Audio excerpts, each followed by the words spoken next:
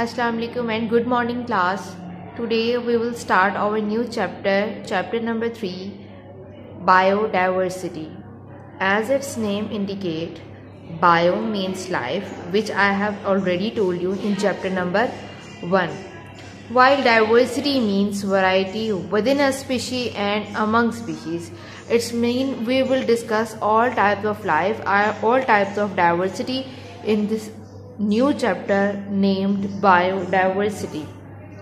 We will discuss all the plants, all the animals, their effects, their relationship, all things will be discussed in biodiversity. It's mean all type of life consist or composed by biodiversity, collectively known as biodiversity. I hope you have cleared this definition ke diversity mean within a species and among species. Species are the same kind of organisms which can interbreed freely among themselves and produce fertile offsprings. The condition is very specific, they produce fertile offsprings. Then we have another concept of diversity of plants is known as flora and diversity of animals is known as fauna. And in biodiversity, we will discuss both flora and fauna, diversity of plants and diversity of animals. We will discuss them both. The point is, when we are talking about biodiversity, we will discuss it in different geographical regions of the world. We say that biodiversity will richest in tropics. Richest mean it will present in a large amount. Many type of species of plants, many type of species of animals can be found in tropical regions. While in temperate regions they will moderate. Matlab they are in normal quantity, not in too much large quantity or too much fever quantity. So moderate amount of biodiversity is present in temperate regions. While fever species in polar regions, its mean polar regions are those which are covered with snow. They have fewer species. This is the distribution of biodiversity according to the geographical region of the world. Beside this, biodiversity today, this is also an informative information. This is for your information. Biodiversity found on Earth today is the result of 4 billion years of evolution. Evolution changed with the passage of time. Evolution is known as change with the passage of time, and they say that diversity present today is 4 billion years of evolution. The origin of life is not well known to the science. Limited evidences have suggested that 600 million years ago, all life consists of bacteria and similar unicellular organisms. After the clear concept of biodiversity, I am going to explain importance of biodiversity.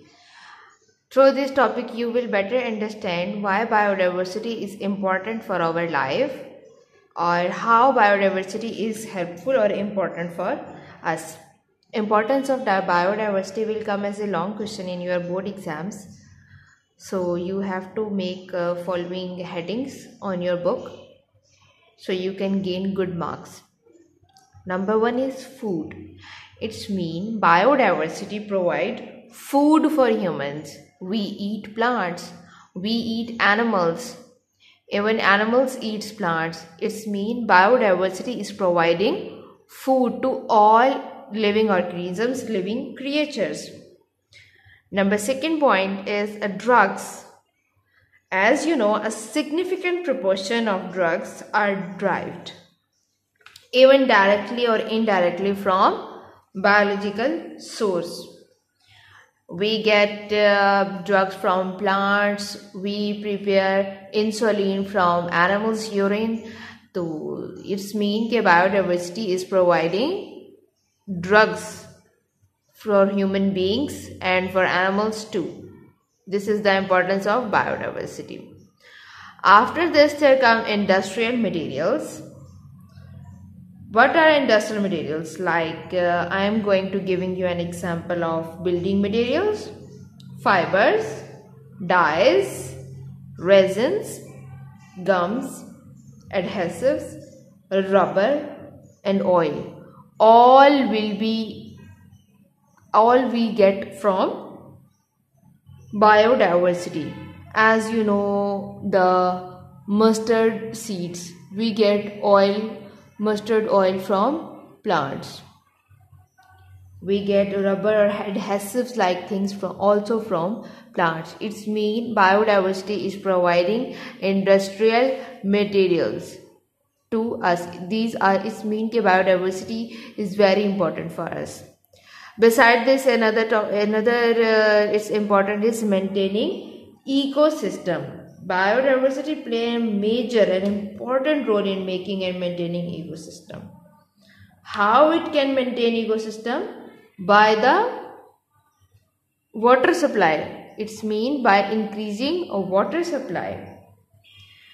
They are playing their role in regulating the chemistry of our atmosphere and water supply. Is it clear now? After this, we have recycling nutrients. It's mean biodiversity is involved in a recycling of nutrients. I think so you have learned carbon cycle or nitrogen cycle. So they have recycled in our atmosphere and in organisms, then again in atmosphere, then again in individuals. It's mean recycling of nutrients can be done by biodiversity. And in the last point, we have providing fertile soil. Biodiversity provide us fertile soil, so we get more crops, more yields. So all these are the importance of biodiversity. After this, we have classification, aims and principle. It's mean how we classify organisms so that we can study them easily, so it will easy for us for study, because it is very difficult for us to learn all the plants or all the animals to study at a time. So scientists or biologists have done proper systemic classification.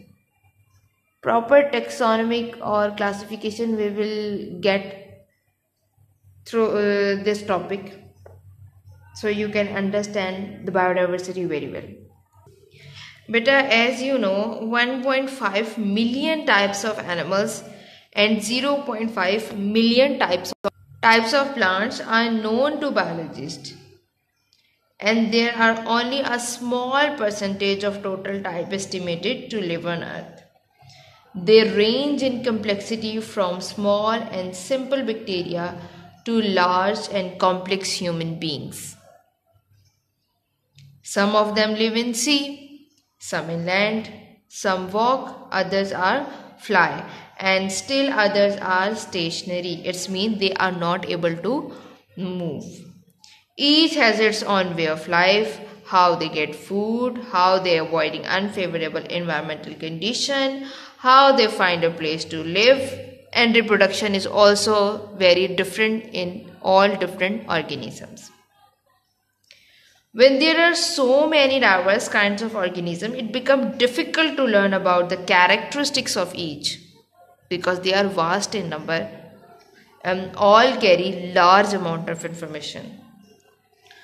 To study such a large collection, biologists classify the organisms into groups and subgroups, and this classification we will discuss in our aims of classification and in our basis of classification.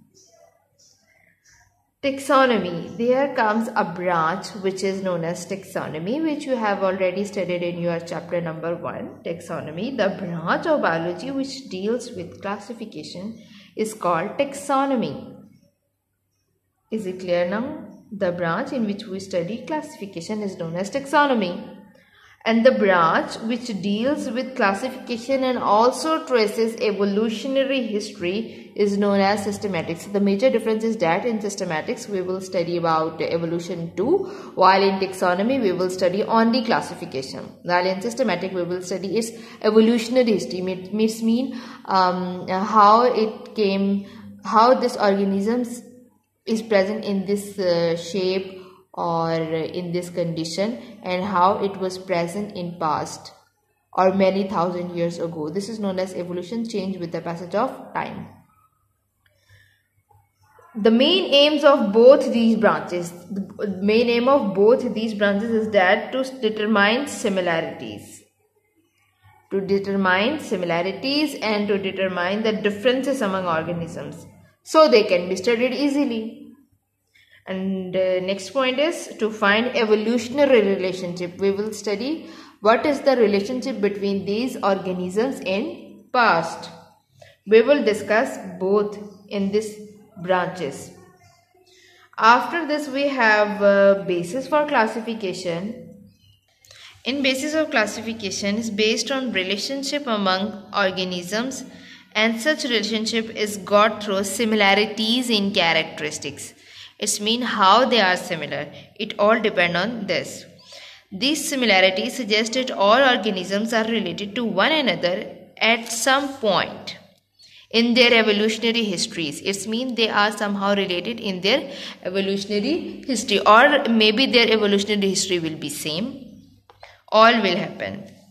However, some organisms are more closely related than others. For example, we will clear this topic with the help of example. Sparrows are more closely related to pigeons than to insects. It is clear for you that sparrows are more closely related to pigeons, of course, than to insects. It means that former two have, it means that sparrows and pigeons have common evolutionary history. This is known as evolutionary history. So this was our basis for classification. When biologists classify organisms into groups and subgroups, the similarities are seen in their external and internal stages of development. We will not only consider their present shape or structure, but we will consider its stages of development. Its external or internal, both structures will be studied. Modern genetics provide another type of information to taxonomists. The similarities and differences in the DNA of two studied organisms can be used for getting idea about similarities and difference in their structure and function. After this beta, we have taxonomic hierarchy. Now I am going to explain taxonomic hierarchy. Actually, what is taxonomic hierarchy? Taxonomic hierarchy is that in which organisms are classified into different categories is known as taxa. The taxa form ladder. It means they will form a ladder-like structure is known as taxonomic hierarchy. This was the definition of taxonomic hierarchy. The classification of organisms into ladder-like structure so they can be studied easily is known as taxonomic hierarchy. All organisms are divided into 5 kingdoms, as you know. So kingdom is largest taxon. It means the number 1 taxon is the kingdom, which one is the largest taxon, and it will move towards the downward. It means this one is the largest and this one is the smallest. Number 1 is phylum. Phylum is a group of related classes, and then class is a group of related orders. Orders is a group of related families. Families is a group of related genus.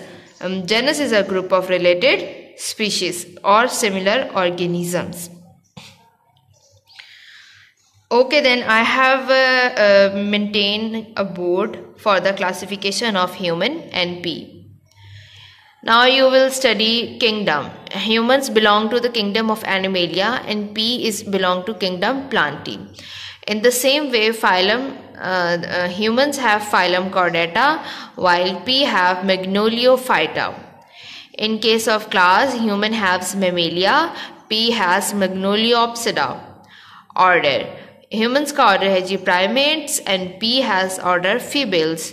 Family Hominidae Fabaceae, genus Homo और then इसकी genus है Pisum. In the same way species Homo sapiens, the scientific name of humans is Homo sapiens, while the scientific name of P is Piscium sativum. It will also come as a long question in your board exam, so you have to well prepared the both type of classification. It will come as a long question. And the last we have the species, the basic unit of classification. And what are species? You all are well known about species. Species is a group of organisms which can interbreed freely among themselves and produce fertile offspring, but are reproductive isolated from all such other groups in nature. It means it is a condition. They will produce fertile offspring. If they will produce infertile offspring, it means they are not a species. For example, a cross between a male donkey and a female horse produce infertile offspring, that is mule.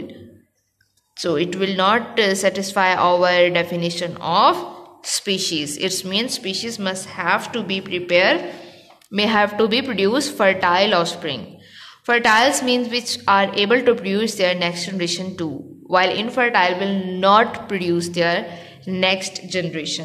So these are the species. And I hope you understand the lecture. I have covered biodiversity, importance of diversity, aims of classification, basis, taxonomic hierarchy, and species 2. Thank you class. Thank you so much for taking this online class.